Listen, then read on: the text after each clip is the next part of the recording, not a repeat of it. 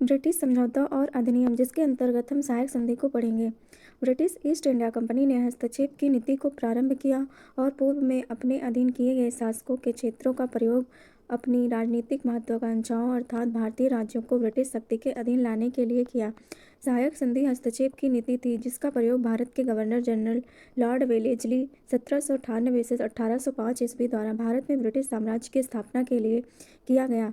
इस प्रणाली में यह कहा गया कि प्रत्येक भारतीय शासक को अपने राज्य में ब्रिटिश सेना के रखरखाव के लिए धन का भुगतान करना होगा और इसके बदले में ब्रिटिश उनके विरोधियों से सुरक्षा करेगी। इसी संधि ने ब्रिटिश साम्राज्य का अत्यधिक विस्तार किया। इसका सर्वप्रथम प्रयोग लॉर्ड वेलेस्ली द्वारा किया गया, जिसने हस्तक्षेप की नीति को सहायक संधि के रूप में संस्थागत रूप प्रदान किया।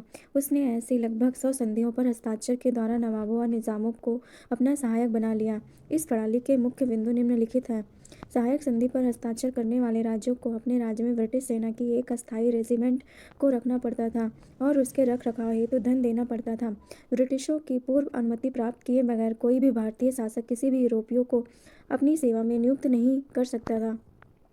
भारतीय शासक गवर्नर जनरल से सलाह किए बगैर किसी भी दूसरे भारतीय शासक से कोई समझौता नहीं करेगा। संधि को स्वीकार करने वाले राज्य। सर्वप्रथम इस संधि पर हस्ताक्षर हैदराबाद के निजाम ने किए थे।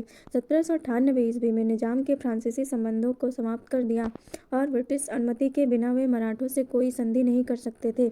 मैसूर दूसरा राज्य था जिसने 1799 ईस्वी में इस संधि पर हस्ताक्षर किए।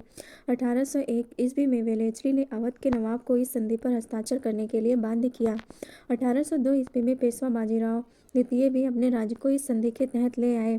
बहुत से अन्य मराठा राज्यों जैसे 1803 ईस्वी में सिंधिया व भोसले ने भी इस संधि पर हस्ताक्षर किए। अंतिम मराठा संघ जैसे होलकर ने भी इस संधि की शर्तों को स्वीकार कर लिया। निष्कर्ष, सहायक संधि वास्तव में किसी भी राज्य की संप्रभुता को छीनने वाले दस्तावेज था जिसके तहत राज्य को स्वयं अपनी रक्षा करने का, कूटनीतिक संबंध स्थापित करने का, विदेशियों को नियुक्त करने का और यहाँ तक कि अपने पड़ोसी के साथ विवादों का समाधान करने का भी अधिकार प्राप्त नहीं था।